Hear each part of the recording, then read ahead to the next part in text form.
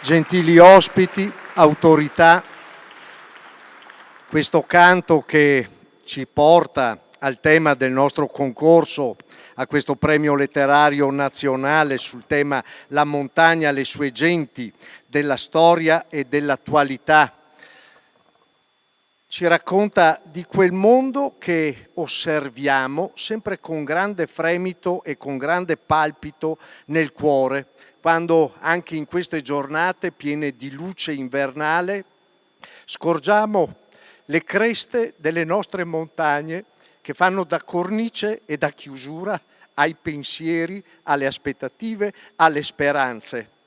Speranze di noi alpini che oggi vi presentano, grazie al coro Adunata, il coro formato dagli elementi dei 7 cori che cantano nella sezione di Treviso, ci porta le note e la voce di quanto sia forte l'attenzione e l'attenzione alla nostra tradizione e alla nostra storia, e come l'Alpin sia sempre quel. Il cavalier Claudio Provedel, che su tutti coordina il coro Adunata, ci presenterà questa sera pochi ma selezionati brani che ripercorreranno e ci faranno guardare intimamente alla storia del nostro mondo alpino. Da Udin siamo partiti.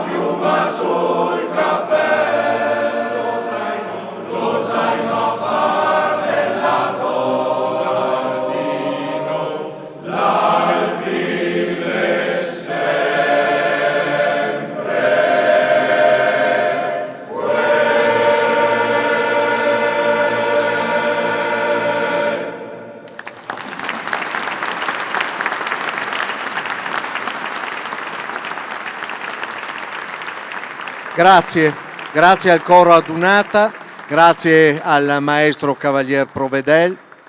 Questo è quello che è una delle belle cose che ci sono rimaste dalla Dunata Nazionale del 2017.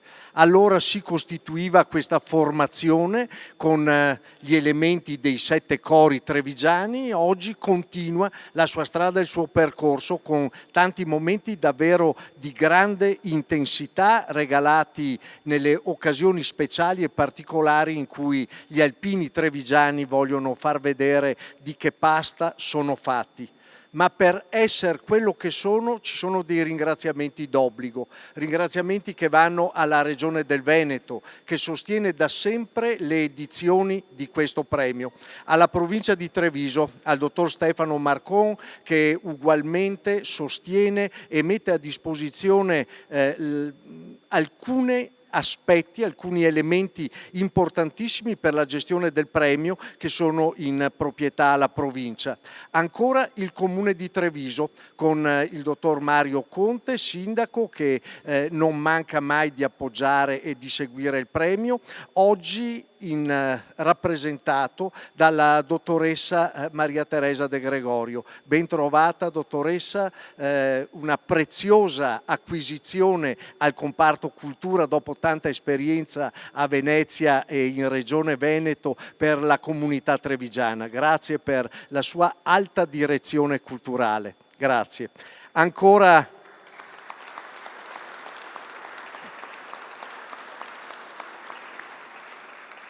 al Comune di Arcade con il Cavalier Presti, il Cavalier Domenico Presti, sindaco di Arcade, che nel corso degli anni non solo non ha mai fatto mancare l'appoggio al premio, ma anzi lo ha sempre sentito come un elemento fondamentale nell'architettura culturale e sociale della sua comunità. Grazie sindaco.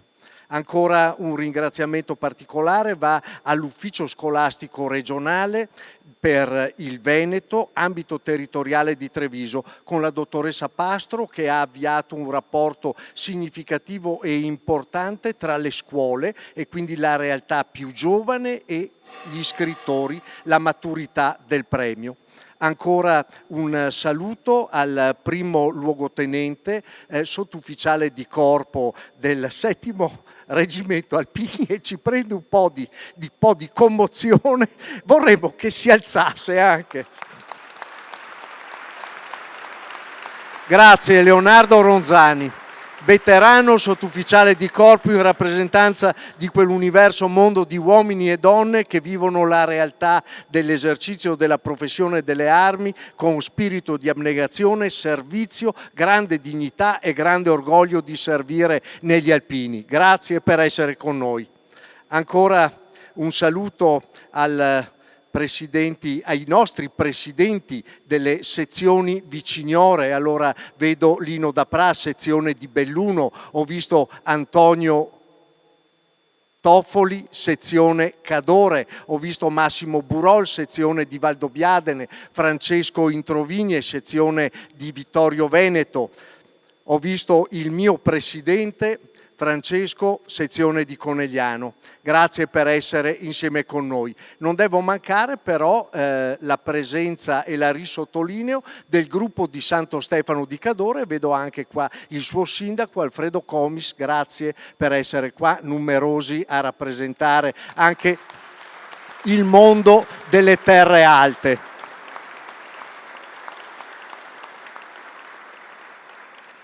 Un saluto particolare lo dobbiamo al dottor Pavan, Rotary Club di Treviso. Grazie a Rotary Club si è aperta una nuova prospettiva per il premio qualche anno fa, una nuova modalità di avvicinare i giovani e altri comparti della società. Grazie per essere presenti e sostenere questo premio. Ancora un ringraziamento per Centro Marca Banca con il dottor Tiziano Cenedese, che con disponibilità e generosità sostiene il premio. La cultura che si appoggia alle istituzioni, le istituzioni che valorizzano e riconoscono la cultura. Grazie a tutti e io vi concederei un applauso corale. Grazie.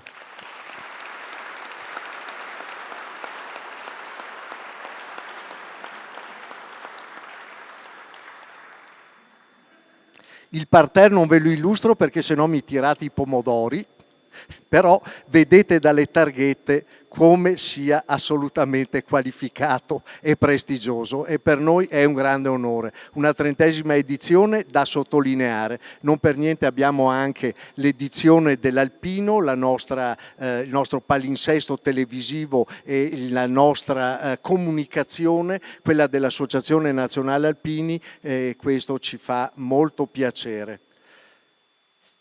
Saluti istituzionali.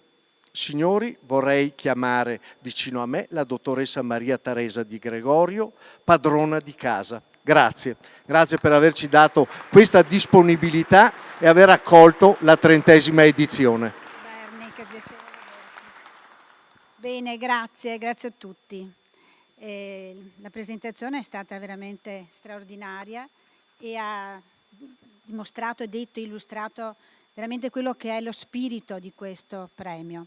Un premio che, come è stato detto, la Regione del Veneto sostiene, e io ho avuto la fortuna, l'opportunità di seguirlo in tanti anni proprio da quel tipo di osservatorio.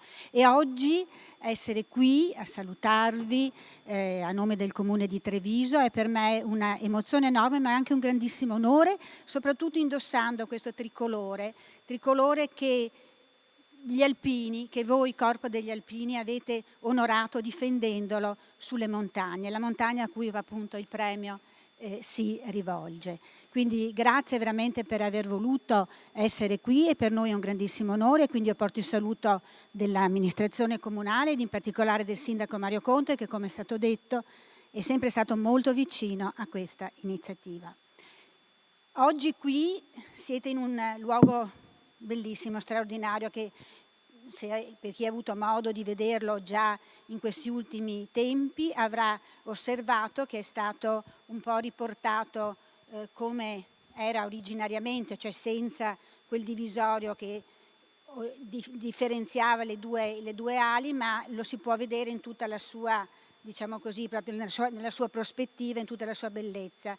E in questo scenario, in questo luogo, il coro degli alpini è stato particolarmente toccante ed emozionante. Quindi io ringrazio per avere la forza, e quindi qui ringrazio l'attuale presidente Tazer, ma anche chi lo ha preceduto, di riuscire a portare avanti un premio, perché 30 anni non sono pochi, le difficoltà, si sa, sono tante, ma molto probabilmente, e questa è la vera forza, è un premio che ha un suo radicamento nel territorio, ma anche di alto valore culturale. Quindi grazie veramente Presidente e tutta la giuria. Saluto il Presidente nazionale degli Alpini, il Presidente della sezione di Treviso e i sindaci presenti, in particolare il Sindaco di Arcadio, dove questo premio ha sede ed è nato. Quindi grazie ancora, benvenuti, e per noi, ribadisco, è veramente un onore ospitarvi. Grazie. Ferma, pardon. Dottoressa, un piccolo pensiero. Il capogruppo del gruppo di Arcade, Rolando Migotto, ha il piacere di consegnare un fiore e una pergamena.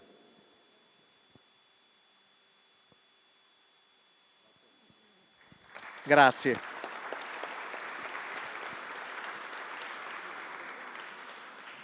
Abbiamo fatto riferimento al comune di Arcade, luogo dove 30 anni fa è nato il premio, 1995, grazie a un maestro elementare, a una caparbietà e una tenacia straordinaria, alla volontà di trasmettere ai più piccoli in modo particolare quello che era il senso e l'appartenenza al mondo degli alpini, nasceva Parole attorno al fuoco. Domenico Presti, per la terza volta sindaco di Arcade, per un saluto a questa comunità.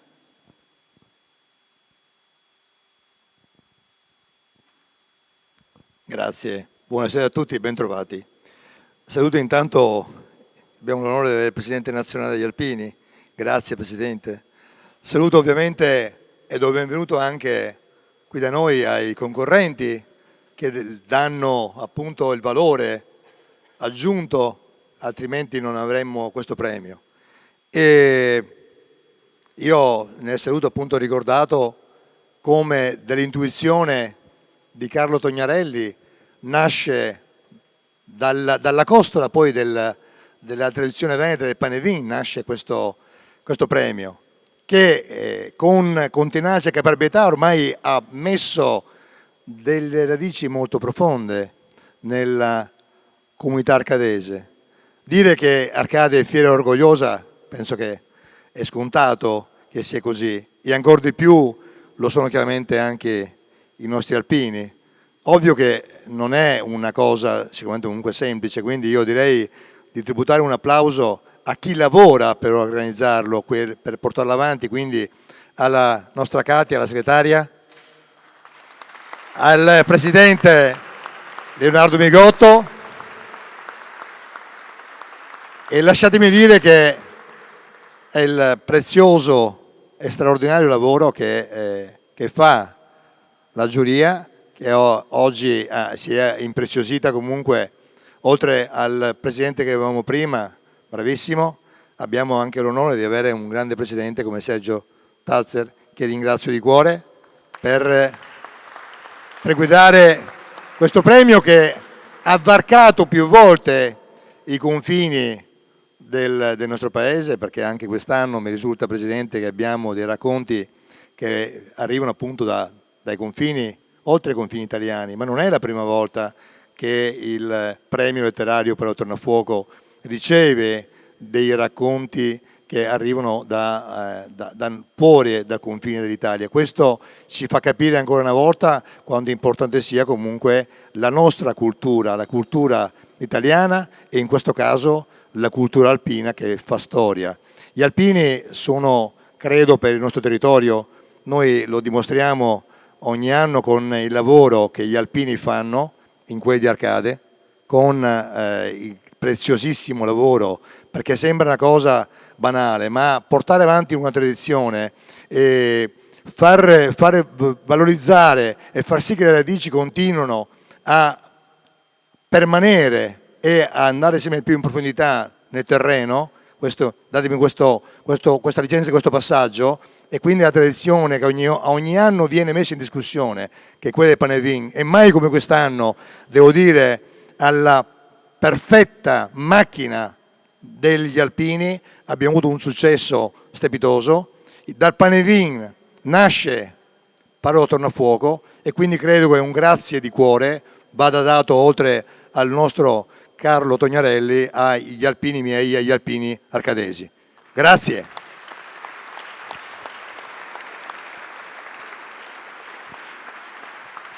Grazie signor Sindaco. Fermo Domenico. Il presidente della sezione di Treviso, Franco Giacomin, ha il piacere di consegnare un diploma che attesta questa 30ª edizione, diploma di gratitudine verso l'istituzione comunale di Arcade. Grazie.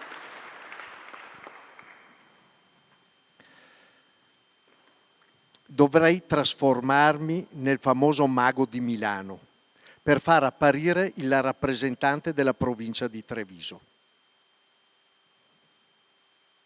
Lo salutiamo, ringraziamo Stefano Marcon per la disponibilità che ci dà, e conserviamo quella pergamena che vorremmo dare per ringraziare alla prima occasione in cui possiamo andare come ambasciatori presso la provincia per testimoniare il nostro affetto e la nostra vicinanza. Signori, il presidente nazionale dell'Associazione Nazionale Alpini, Sebastiano Favero.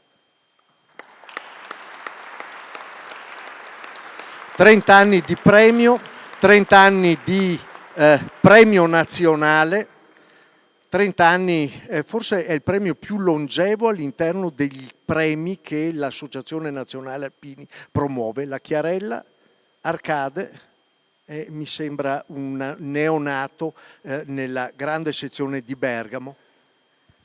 Grazie.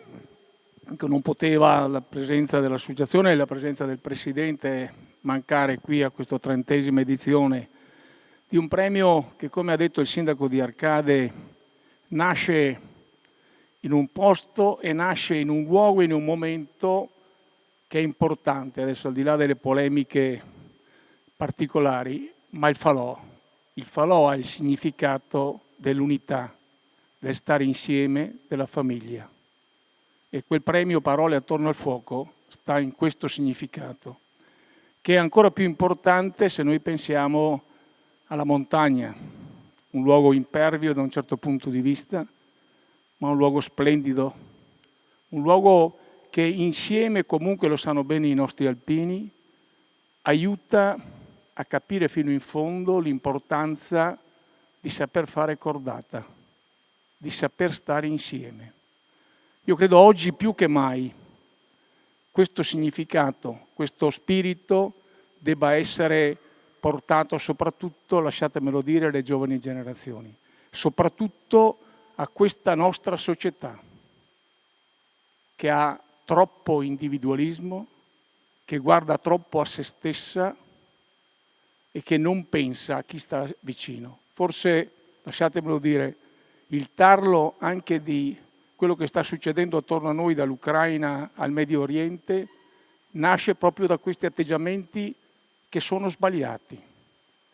Quindi un premio come questo, che ricorda un valore fondamentale, come dicevo, della montagna, che è quella proprio del stare insieme, che è quella di un valore ambientale forte, ma che unisce, e che io credo che questi valori debbano ancora una volta essere ribaditi, e noi come alpini lo stiamo facendo da sempre, da quando siamo nati, 152 anni fa come truppe alpine e 105 anni fa, ormai 106 da quest'anno, come Associazione Nazionale Alpini, vogliamo portare avanti, perché noi siamo così convinti che si possa e si debba poter costruire un mondo più equo e un mondo migliore, e questo è quello che noi facciamo con le nostre adunate anche, ma con i nostri momenti come questo in cui ci troviamo assieme. E quindi io qui ringrazio veramente tutti, dai sindaci presenti alla giuria che si è impegnata, ai partecipanti, non solo a chi ha vinto, ma a tutti i partecipanti che hanno dato il loro contributo, ai miei alpini, alla città di Treviso. Grazie, viva gli alpini, viva l'Italia. Grazie Presidente. Rimanga vicino a noi il Presidente del Comitato organizzatore, il premio Parole attorno al fuoco, consegna la pergamena a ricordo di questa 30ª edizione.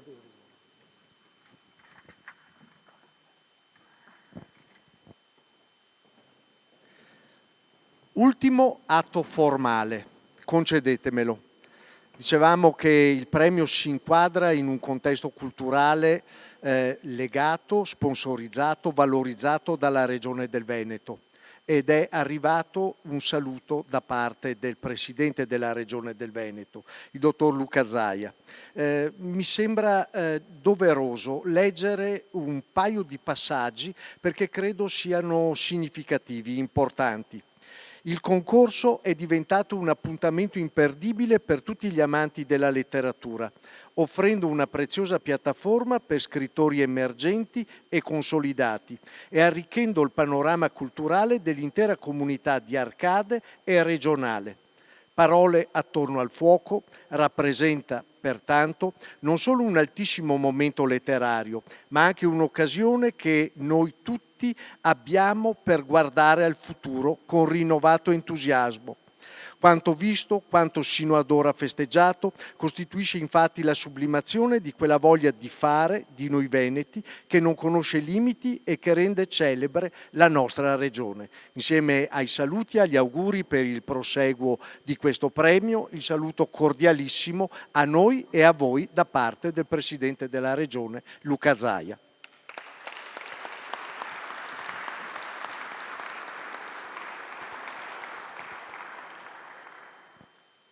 Si intona il coro dei cori e ci raggiunge.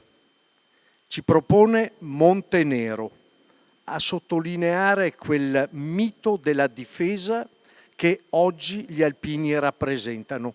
Forse un tempo era il mito della difesa militare, il mito della difesa del confine, oggi è il mito della difesa dei valori e dei principi che caratterizzano la nostra società e la nostra comunità.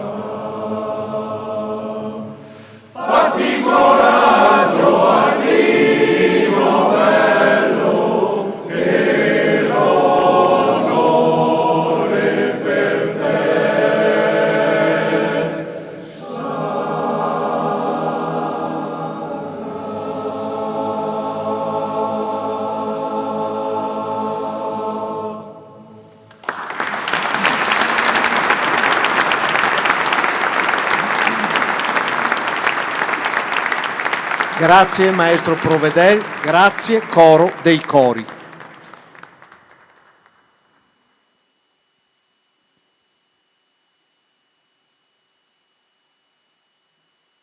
E cominciamo ad entrare nel merito di questa 30ª edizione. La parola al presidente del comitato organizzatore, Leonardo Migotto, insieme con un gruppo di lavoro che si impernia anche sulla segreteria rappresentata da Katia Ceconato, infaticabile e sempre grande disponibile. Signore e signori, buongiorno. Grazie a voi per essere qui oggi a festeggiare un compleanno davvero importante, la 30ª edizione del concorso letterario Parole attorno al fuoco. L'emozione è tanta, soprattutto per avere l'onore, come presidente del comitato organizzatore, di traghettarlo verso questo 30° traguardo. Il ricordo mio e di tutto il comitato corre lontano, all'ideatore del premio Carlo Tognarelli, che si ispirò al fuoco del nostro Panevin, a Florindo Ceconato, a Francesco Zanardo, a Lucio Zigiotto, che con lui ne furono i cofondatori. Inoltre ringrazio le molte persone che si sono succedute nel corso di questi lunghi anni e nei vari ruoli. Il percorso non è sempre stato facile, ma il credere nella validità di questa iniziativa culturale ha fatto sì che ogni difficoltà organizzativa fosse superata e l'essere qui oggi ne è la felice dimostrazione. Ci sono anche i premi speciali del concorso che intendono ricordare alcune figure storiche del premio stesso e del nostro gruppo Alpini. Oltre a tutte le cerimonie fatte ad Arcade, molte sono state le tappe salienti che il premio che, nelle occasioni importanti della vita associativa alpina, hanno sempre voluto esserci. Come nel 2001 a Palazzo di Trecento per festeggiare l'80° della nostra sezione, nel 2011 per la prima volta qui a Santa Caterina, per il 90° sempre della nostra sezione Alpini. Nel 2015 ancora qui per la 20ª edizione del premio. Nel 2017 in occasione della mitica adunata nazionale. Nel 2018 a Vittorio Veneto per ricordare il centenario della vittoria. Nel 2019 ad onorare la nascita della nostra grande associazione nazionale Alpini. Ed ora nuovamente qui a Santa Caterina per festeggiare il premio stesso e spegnere le 30 candeline. Guardando in platea non posso citare la decana della nostra giuria, Anna Rossita Tantino, che ne fa parte ininterrottamente dalla seconda edizione, e a tutti quei giurati che si sono succeduti. Un immenso grazie va a Giovanni Lugaresi, che ha guidato con serietà e professionalità la giuria per molti anni, insegnando molto anche a noi del comitato. Ora il testimone della giuria è nelle mani del noto giornalista e scrittore Sergio Tazzer, al quale auguriamo con tutta la sua squadra un buon lavoro. Auguro al comitato organizzatore e alla sua instancabile segretaria del concorso Katia Ceconato un lungo futuro con parole attorno al fuoco. Un doveroso grazie va a tutti gli scrittori, anche provenienti dall'estero, che in questi 30 anni hanno inviato quasi 3.000 racconti, una vera e propria enciclopedia di emozioni, con storie montane e alpine. Un lungo fiume di racconti che ci ha consentito di navigare fino a questo magnifico approdo. Ne sono sicuro. Ci permetteranno di raggiungere nuovi prestigiosi traguardi. Ringrazio inoltre le istituzioni, in primis la Regione, la Provincia, il Comune di Treviso e il Comune di Arcade, che da sempre ci sostengono e appoggiano. Ringrazio in particolare il Sindaco di Treviso Mario Conte che qui ci ospita. Ringrazio il mondo alpino, l'Anna Nazionale, la sezione di Treviso, il gruppo di Arcade e il nostro giornale sezionale Famiglia Alpina. Non posso dimenticare tutti voi che ci seguite da sempre con molto interesse e affetto. Grazie ancora e lunga vita al premio letterario Parole attorno al fuoco. Un buon ascolto e un felicissimo 2025. Viva gli alpini! Grazie.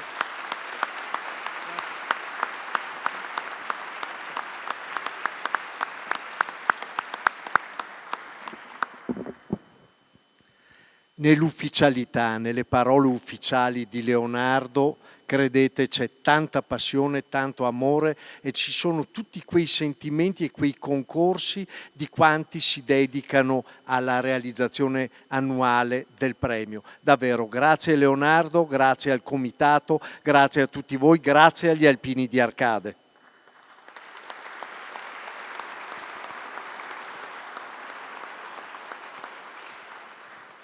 Signor Presidente di giuria, Dottor Sergio Tazzer, a lei la parola per illustrare i lavori, l'entità del concorso, questa 30ª edizione e le logiche che hanno condotto alle scelte. Bene. Parole attorno al fuoco ha raggiunto la sua 30ª edizione, l'abbiamo sentito prima, il premio nazionale per un racconto sul tema la montagna, le sue genti, dalla storia all'attualità, rimarca il successo di un'idea non soltanto letteraria. Il fuoco, da centinaia di migliaia d'anni, è al centro del nostro spazio di civiltà, elemento primario della evoluzione umana. Intorno alla sua fiamma e alle sue braci sono nati i miti, i racconti, le idee che ci hanno portati ad essere ciò che ora siamo.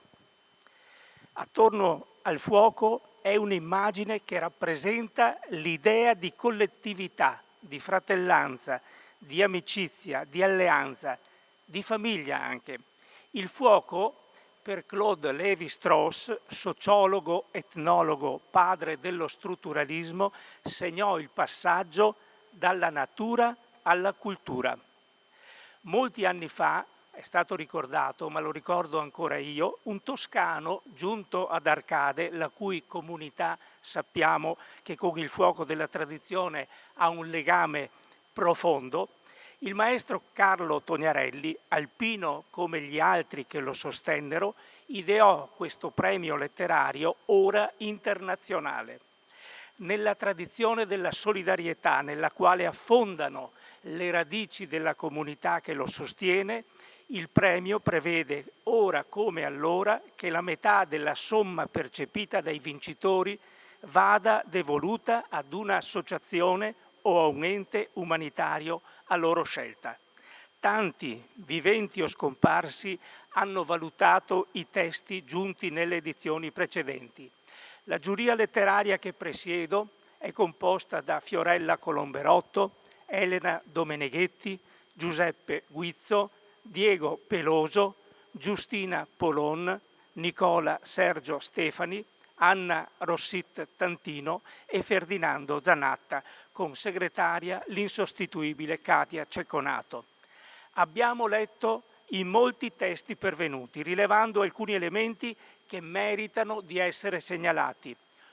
Una scrittura più sicura e più fresca e meno ingarbugliata, meno intimismo, tematiche non banali, una autorevole presenza femminile, una montagna meno mitizzata e più umana, l'affacciarsi di temi di attualità come l'aggressione all'Ucraina e la violenza sulle donne. Da un punto di vista tecnico ribadisco ancora una volta la necessità di un uso appropriato delle virgolette, sollecitando l'uso di quelle caporali. Del resto Thomas Mann diceva che scrivere bene significa quasi sempre pensare bene e di qui ci vuole poco per arrivare ad agire bene. Con analogo tema di questa tornata, la montagna, le sue genti dalla storia all'attualità, chiamiamo ora i letterati a partecipare alla 31ª edizione del nostro premio letterario.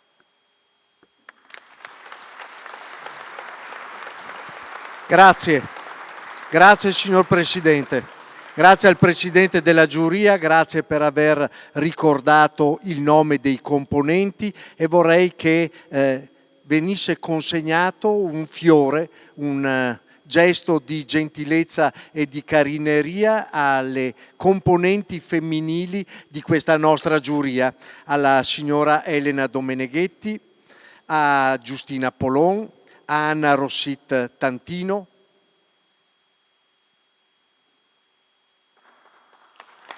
che insieme a Fiorella Colomberotto, a Giuseppe Guizzo, Diego Peloso, Ferdinando Zanatta costituiscono questa giuria. Oltre 70 racconti letti nel corso dell'autunno, valutati, considerati. E dunque ecco le segnalazioni di merito.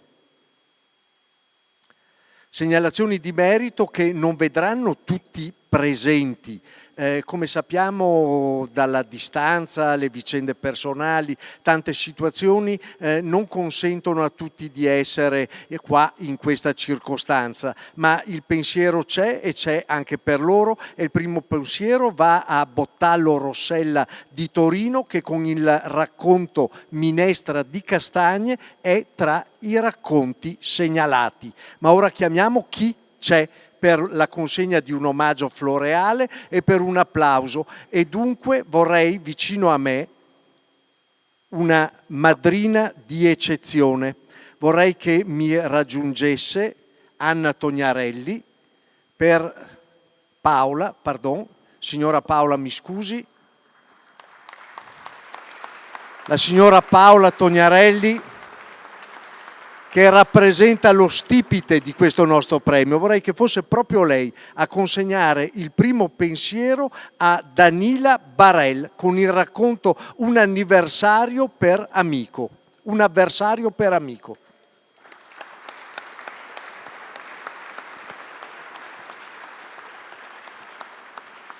La signora Barel è una vecchia conoscenza del premio, ben arrivata e ben ritornata. Prego.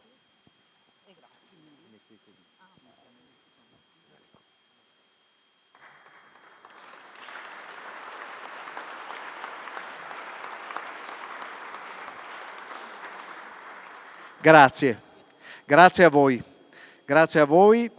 e applaudiamo Martina Casanova Fuga, accompagnata dalla nutrita delegazione degli amici di Santo Stefano di Cadore, che con il racconto di Mitro e l'Alpino si segnala in questa 30ª edizione.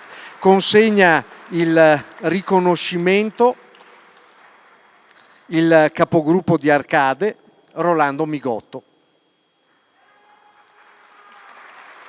Insieme con lei vorrei anche il presidente della sezione di Treviso, Franco Giacomin.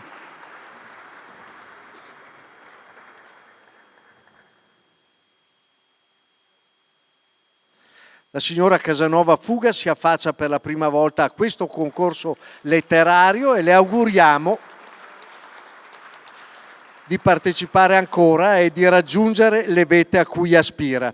Rimanete insieme con noi perché consegniamo un attestato a Loretta Chenetti con il racconto Le bandiere. La signora Loretta è una vecchia conoscenza del premio.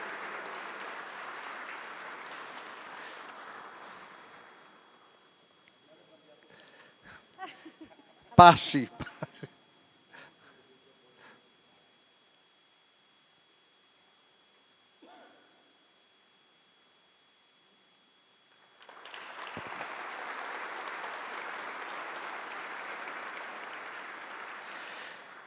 Grazie. Segnalazione di merito per Lora Cristina Maria con il racconto Sulla Scandolara.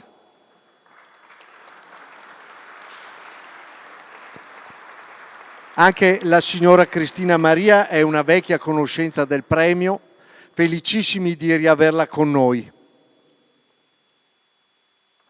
William Ranieri con il racconto Il guardiacaccia.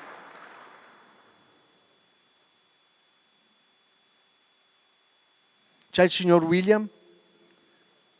Un piacevolissimo racconto intitolato Il guardiacaccia con grande suspense, quasi un giallo.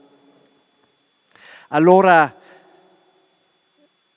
salutiamo la signora Silvia Sartor con il racconto La ragazza con il mitra. È il primo anno che la signora Silvia approccia al concorso letterario Parole attorno al fuoco e gliene siamo grati.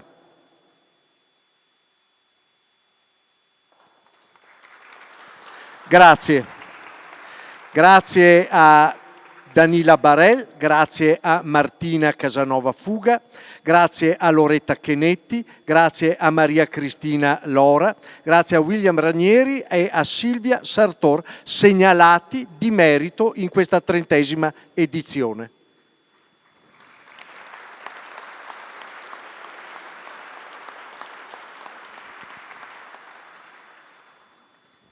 Premi speciali. Il premio Parole attorno al fuoco nel corso degli anni si è arricchito di alcuni premi speciali. Il premio speciale Rosa d'Argento, dedicato all'alpino Carlo Tognarelli, per un racconto che ha come protagonista una figura femminile. Antesignani, ancora una volta agli alpini, nel riguardo, nel rispetto, nell'amore vero, sincero, verso la figura femminile che tanto ha dato, quel senso materno che è rimasto troppo spesso soffocato nelle labbra dei nostri alpini, nei teatri di guerra in giro per il mondo. Il premio speciale Rosa d'Argento viene consegnato, purtroppo nell'assenza, ma idealmente, viene consegnato ad Aurora Cantini di Aviatico, in provincia di Bergamo, con il racconto dal titolo La bambina con le trecce, le nostre lettrici per la motivazione. Descrizione reale di donna e cittadina che non dimentica temperamento, dolcezza, tenerezza, con una scrittura prudente quanto nitida e disincantata. Grazie. Applauso meritatissimo per questo premio speciale Rosa d'Argento ad Aurora Cantini, che con questo racconto, avete sentito la motivazione, ha sottolineato e cesellato ancora una volta la figura femminile nell'universo nostro. Trofeo Cavalier Ugo Bettiol, il racconto sul tema di particolare attualità. Viene premiato il racconto realizzato da Francesco Paloschi di Mestre su Ali d'Aquila. Il signor Francesco. La signora Vallì Forte per la lettura della motivazione. Con scrittura sicura ha portato la vivezza di una modernità responsabile nella sua visione di elementi concreti, testimone di momenti e di idee che aiutano la comprensione di un quadro non scontato. Grazie. E qua vorrei anche la signora Bettiol Simonetta, erede e testimone di colui che è stato cavaliere e non solo, ma capogruppo per tanti anni del gruppo Alpini di Arcade, Ugo Bettiol. Nel corso degli anni il premio è cresciuto, ci ha creduto, lo ha valorizzato e lo ha fatto diventare un elemento costante nella programmazione del gruppo Alpini di Arcade.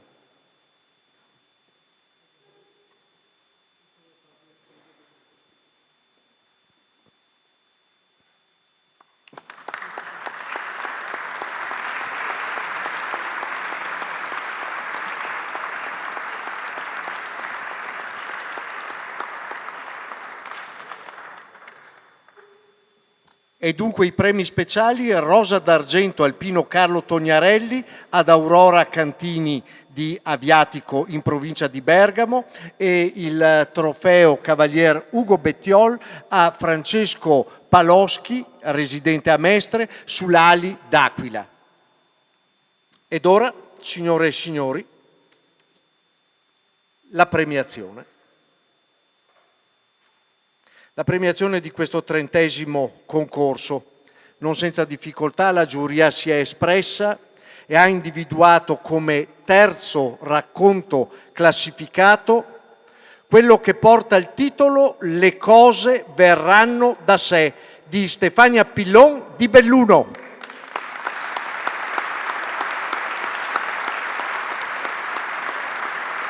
Prego Silvano. Ascoltiamo la lettura della motivazione.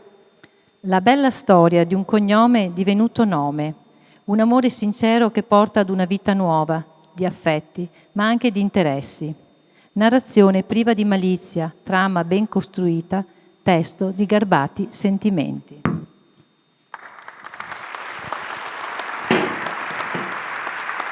Garbati sentimenti, Rolando Migotto, capogruppo del gruppo di Arcade, per la consegna del premio, mentre la vincitrice ci dichiara a chi consegnerà metà di questa vincita. Alla pediatria di Belluno, reparto di pediatria a Belluno. Grazie. Grazie.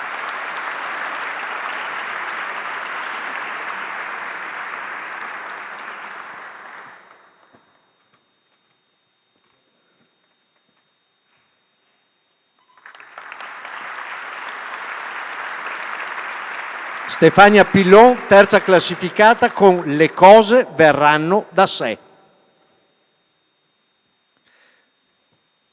Secondo racconto classificato con il titolo Come quando la nebbia prende a salire, Jacopo Grassini di Compiago in Timiano, provincia di Como, si aggiudica la seconda piazza d'onore.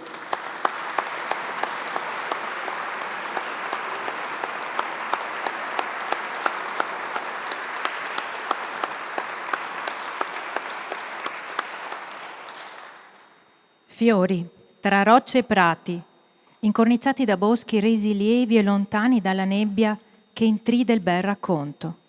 Scritto con mano lieve, poiché, scrive l'autore, i fiori appassiscono in fretta.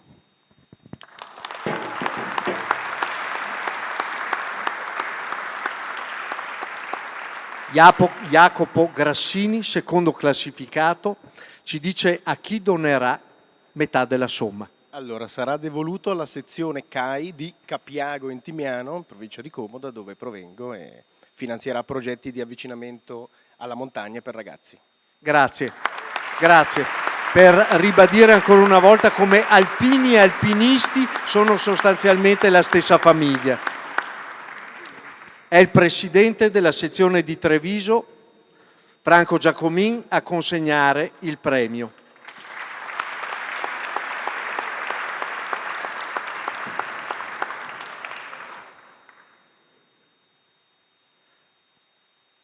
Chiedo alle nostre lettrici, a Susanna Calesso e Valliforte, di avvicinarsi.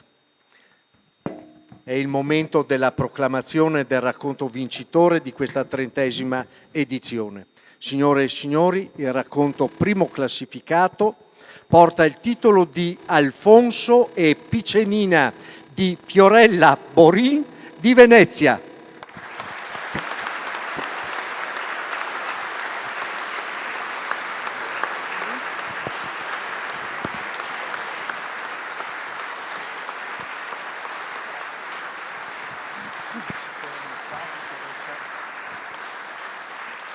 È il presidente della giuria, insieme con il capogruppo di Arcade, con il nostro presidente nazionale, con il presidente della sezione di Treviso, che consegnano il premio.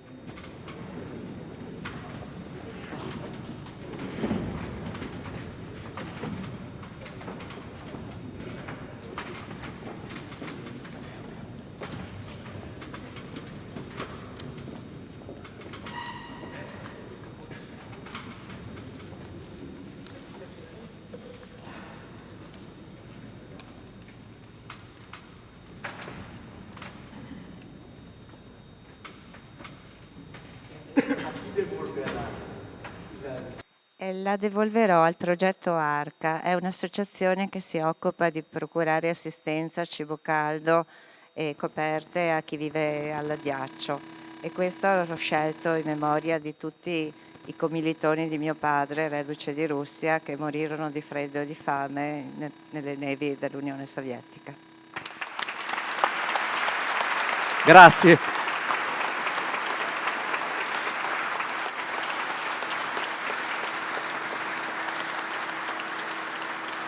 Grazie, emozionante anche questa dedica. Le nostre lettrici, Susanna e Vallì.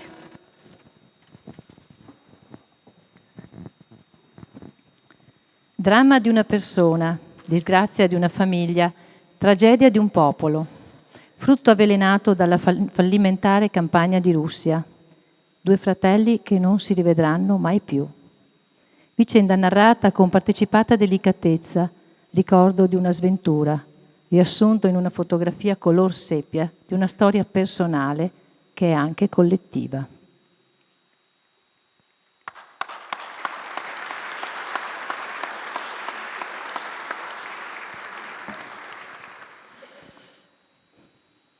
Nell'infanzia di Nina c'è un giorno più chiaro e luminoso di tutti, un giorno del quale subito intuisce l'importanza. Nel dormiveglia ha avvertito la presenza di qualcuno accanto al suo letto. Ha socchiuso gli occhi, frugando nella penombra della stanza in cui entrava il primo chiarore dell'alba. «Alfonso», ha mormorato e ha steso le braccia verso il fratello grande, 21 anni e lentiggini sul viso. «La mia piccenina», ha sussurrato lui, stringendola a sé. Lei ha sentito sulla guancia posarsi un bacio, poi un altro e un altro ancora, con quella che solo anni dopo comprenderà essere la foga dettata da un presentimento. «Torna a dormire adesso», ha detto Alfonso, 21 anni e la divisa di soldato. No! È saltata giù dal letto, ha preso i calzini, i sandaletti, ha afferrato il vestito lasciato sulla sedia. «Ti accompagno con la mamma alla stazione», ha proclamato, gonfiando il torace per sembrare più adulta dei suoi 7 anni appena compiuti. Alfonso si è arreso. «Fai presto però, la mamma è già pronta, mi ha già preparato il pacco con la roba da portare via». Ha fatto prestissimo Nina per guadagnare tempo, non si è neanche lavata il collo e le orecchie. E tutti e tre si sono incamminati verso la stazione. Lungo la strada hanno visto alti alpini. Chi li accompagnava aveva la faccia rigida di chi vorrebbe sorridere ma non ce la fa. E così crescevano smorfie sui visi di mamme, morose e di Nina, che per la prima volta in vita sua vedeva la stazione e respirava la fuliggine del treno. «Mi raccomando, fatti fare una fotografia e mandacela subito», diceva sottovoce la mamma. «Stai tranquilla, il signor tenente ha una macchinetta e siamo già d'accordo che il piacere me lo fa lui». «Alfonso, spediscimi una foto tutta per me», ripeteva Nina, e lui annuiva, la rassicurava, le allungava una carezza e subito dopo distoglieva lo sguardo per non farle capire che aveva la gola chiusa dal pianto. «Alfonso, stai attento, mormorava come una litania la mamma. La bimba invece lo tirava per la giacchetta. «Ricordati di scrivere nell'indirizzo alla signorina Evelina, perché vado a scuola e sono grande. E nella foto fammi la dedica e la sì che puoi scrivere piccinina, perché tanto è un segreto fra me e te». Lui, 21 anni e un destino già segnato, biascicava parole di assenso. Arriva il momento dell'ultimo abbraccio.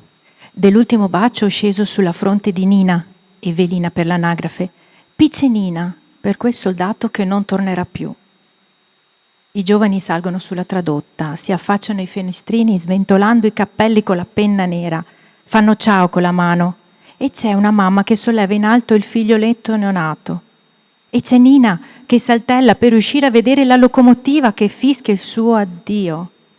Le carrozze che si muovono, si allontanano, rimpiccioliscono e infine non si vedono più. Solo allora la tensione può allentarsi, crollano le difese, gli occhi si riempiono di lacrime, le mani corrono al viso a coprire facce stravolte dalla pena per quel distacco che si annuncia lungo e devasterà tutte le famiglie dei giovani del battaglione Cividale che va in guerra sul fronte orientale. Agosto 1942. Nell'aria immobile della calura estiva, accoccolata sul pavimento del tinello, Nina scrive sulla prima pagina del quaderno nuovo: «Alfonso mi ha promesso che mi manda la foto con la dedica tutta per me». E sotto disegna un cuore grandissimo che colorerà col suo pastello rosso. Le sembrerà il disegno più bello e più vero che abbia mai fatto. Su quel cuore, riguardato con ammirazione un attimo prima di scivolare nel sonno, si conclude il giorno più chiaro e luminoso dell'infanzia di Nina, quando la parola speranza ha ancora un senso. Iniziano i giorni dell'attesa. Si aspetta con il cuore in gola l'arrivo del portalettere. Lo si spia dalla finestra, dalla soglia di casa, dal cortile, dalla strada. Gli si va incontro, alle volte con le buone e alle volte con le cattive, arrivando a strattonarlo, a gridargli che è un imbecille, che si perde la posta nei suoi bivacchi all'osteria e non ha riguardo per le famiglie dei soldati, a crollargli in ginocchio davanti, le mani giunte a implorarlo di guardare meglio, perché una lettera di Alfonso ci deve essere per forza. Ma non c'è. Dalla borsa del postino usciranno in tutto, magre e avare, solo 3 cartoline postali con la firma di Alfonso, una al mese, settembre, ottobre, novembre. Poi basta. Lettere, niente. Nessuna busta dal cui ventre miracoloso scaturisca la grazia di una foto. Quello del 1942 sarà il Natale più triste per Nina e il più disperato per sua madre, che maledice la loro povertà, che non ha consentito mai il lusso di una sosta dal fotografo per scattare una foto a quel figlio che sembra inghiottito dalla Russia. L'inverno snocciola il suo rosario di giorni freddi, appesantiti da un gelo che si spalma non solo sui monti della Carnia o sulle valli del Natisone, ma anche sulle spalle di tante madri che ora camminano curve, invecchiate di colpo, impaurite da un silenzio che non vuol conoscere rassicurazioni. Nessuno dei ragazzi del Cividale ha più scritto a casa. Ormai le nevi si stanno sciogliendo. Si annuncia la primavera che riporterà in Italia le prime tradotte di reduci dal fronte orientale. Nella casa di Nina arriverà una lettera su carta intestata in cui compare una parola dal suono minaccioso e incomprensibile, verbale di irreperibilità. Irreperibile non significa che Alfonso è morto, significa semplicemente che non si trova. Non si sa dove sia. Potrebbe addirittura aver disertato ed essere la vergogna dell'Italia. Si onorano i morti, si compiangono i feriti, si ammirano gli eroi. Si disprezzano quei 100.000 irreperibili che con la loro assenza gettano ombre sulla patria invitta e gloriosa. 100.000, un numero immenso. Comincia, per la madre di Nina, la questua di casa in cerca di notizie. Del Cividale si dice che ne sono morti 300 sul Kalitva e poi è proseguito lo stillicidio, continuo, inesorabile. Ne mancano 1000, ma solo in 250 sono tornati. A chi manca un braccio, a chi i piedi.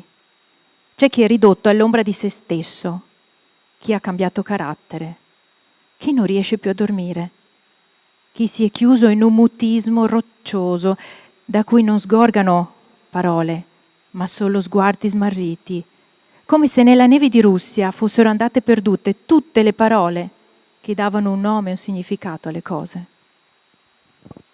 Nell'autunno del 44 Nina impara una nuova parola. Cosacchi. Sono uomini con strani copricapi e montano cavalli più veloci del vento. Anche la loro lingua è strana, incomprensibile e affilata come gli sguardi che lanciano su tutti loro. C'è un che di antico e selvaggio in quegli uomini arrivati in Carnia a migliaia, seguiti dalle loro famiglie e dagli armenti. Sono al servizio di Hitler, cercano i partigiani e quando li trovano si sentono grida e spari e l'erba si tinge di rosso. Certe sere si ubriacano e cantano canzoni che sanno di neve, di lontananza, del gelo che si è inghiottito Alfonso. Le genti della Carnia hanno conosciuto la loro brutalità e tutti ne hanno paura. Lei no, ha smesso di temerli non appena le hanno spiegato che i cosacchi vengono dall'Unione Sovietica.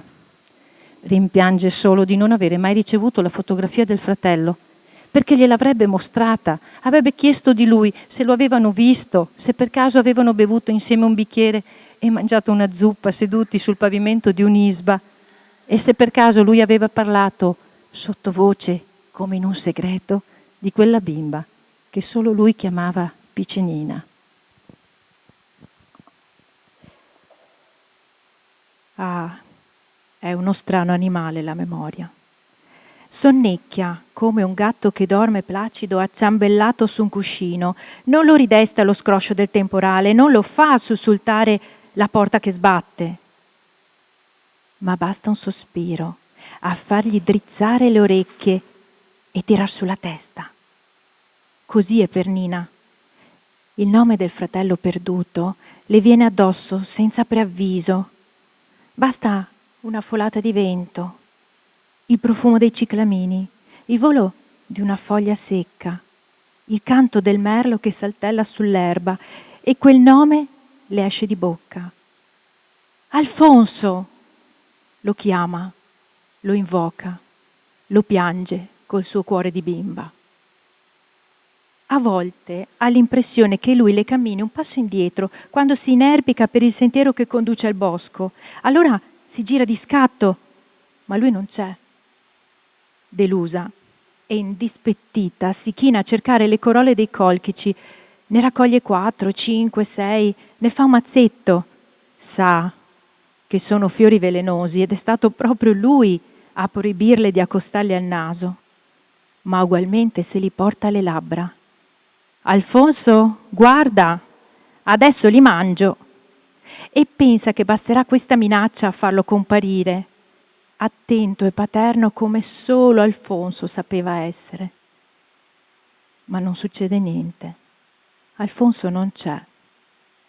E lei butta via quei fiorellini rosa che fanno venire il mal di testa e potrebbero addirittura uccidere se qualcuno li cucinasse scambiandoli per zafferano. Tu non mi vuoi più bene, dice fra i singhiozzi. Se mi volessi bene, torneresti qui. Non è facile far capire a una bambina così piccola che cosa significhi essere un disperso. Evelina sa che qualcuno lì in paese un giorno non ha più trovato un vitello, una capra o un cane. Allora si è andati tutti nel bosco, si è guardato nei dirupi, si è cercato nei corsi d'acqua, si è urlato a squarciagola il nome dell'animale smarrito. E lo si è ritrovato, magari malconcio, smagrito, azzoppato, ma tutto quel darsi da fare è servito a riportarlo a casa. Si raccontava di un cane che addirittura impiegò 2 anni per ritrovare la strada, ma alla fine raschiò alla porta e fece così tante feste al padrone da rompersi la coda, tanto la faceva frullare come un mulinello. Perché Alfonso non torna? E sì che il suo nome Nina lo ha invocato tante volte, lo ha gridato al bosco, lo ha insegnato alle farfalle, lo ha sussurrato alle formiche, lo ha sibillato alle coccinelle portafortuna, che fortuna non le hanno portato. Nina ha urlato il suo nome laddove le montagne creano l'eco e ogni suono si posa sulle rocce e lì rimane per sempre, inudibile, ma abbracciato alla terra, ai fiori, alla rugiada che al mattino saluta il sorgere del nuovo giorno. Ma non è servito. Maggio del 45. La guerra è finita. Radunano le loro cose e levano le tende dalla carne ai cosacchi. Disperati e sconfitti vanno incontro alla loro sentenza di morte. Stalin non è tipo da perdonare i traditori. Nel 1946 tornano in patria gli italiani sopravvissuti alla prigionia dei lager sovietici. Se ne aspettavano tanti, 80.000, 70.000, almeno 50.000. Invece no, 10.000 soltanto. E Alfonso non c'è. Rimane vuoto il portafotografie fatto da Nina, ritagliato nel cartoncino e ingentilito da fiori secchi incollati a ghirlanda. Rimane la pagina del suo quaderno di prima elementare, dove anno dopo anno sbiadisce il rosso acceso del cuore disegnato in quel giorno così chiaro e luminoso dell'agosto del 42. Rimane la disperazione per quel fratello, il cui volto sopravvive solo nella sua memoria, solo nella sua, perché la madre si è lasciata vincere dal dolore. Ha chiuso gli occhi invocando il figlio, tendendo le mani verso la porta socchiusa dove lei sola lo vedeva stagliarsi. Rimane il dubbio su quella fotografia mai arrivata. Alfonso non è riuscito a spedirla? O invece è andata smarrita, distrutta in un treno bombardato, in una stazione incendiata, scivolata in una fessura del pavimento di un disordinato ufficio postale? E il dubbio alimenta l'angoscia, ma al tempo stesso tiene viva la memoria. E finalmente, il giorno del suo 87° compleanno, Evelina prende da parte il nipote e gli dice: per favore, trova una foto di mio fratello. Sono vecchia, posso morire da un momento all'altro, ma prima di lasciare questa terra voglio rivederlo. Aveva le lentiggini, i capelli tagliati corti, i denti bianchi e gli occhi miti come quelli di un agnello. Quando arriverò in paradiso, vecchia come sono, come farà a riconoscermi? Vorrei riconoscerlo io e abbracciarlo e dargli tutti i baci che in questi 80 anni non gli ho potuto dare. Il nipote si mette a lavoro. Si iscrive a tutti i gruppi di figli di caduti e di reduci dalla Russia presenti nei social network. Espone la richiesta della nonna. Racconta di quella vecchietta che ancora tiene sul suo comodino il portafotografie di cartone tragicamente vuoto. Immediata scatta la solidarietà. Si mette in moto lo strano meccanismo che fa sì che il dolore e il desiderio di uno diventi la tenerezza di tutti. Vengono postate decine di foto dei ragazzi del Cividale, foto ingiallite, strapazzate, sfocate, ma comunque leggibili, affollate di visi ingenui, alcuni ancora imberbi, di una bellezza e di una lontananza indicibili. Il nipote ingrandisce le foto, le stampa, le consegna alla nonna che con occhiali, lente di ingrandimento e mani tremanti le guarda, le studia, le bacia e tutte se le stringe al petto. Tutte, perché Alfonso non c'è in nessuna di quelle foto, ma è come se ci fosse in tutte. E da quelle labbra, ormai chiuse per sempre, lei si sente chiamare Piccenina.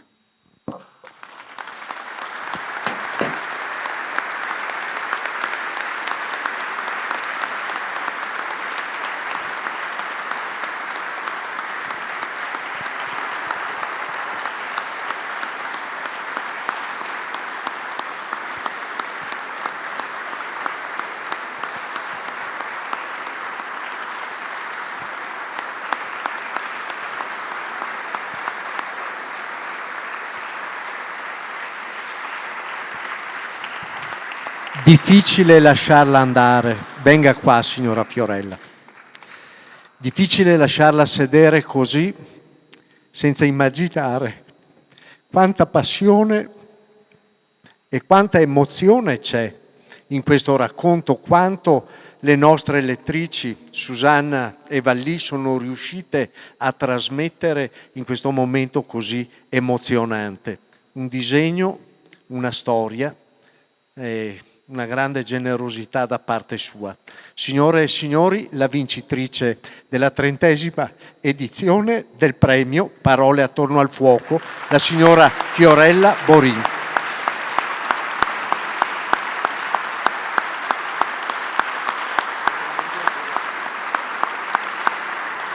Grazie, grazie di cuore, grazie per queste emozioni condivise anche con il dottor Dotto, Presidente del Consiglio Comunale di Treviso, che ringrazio per essere qua con noi a testimoniare ancora una volta come la città condivida e viva il pathos degli alpini. Grazie, grazie a Franco Giacomin, Presidente della sezione, che appoggia, sostiene e vive questa realtà in prima persona.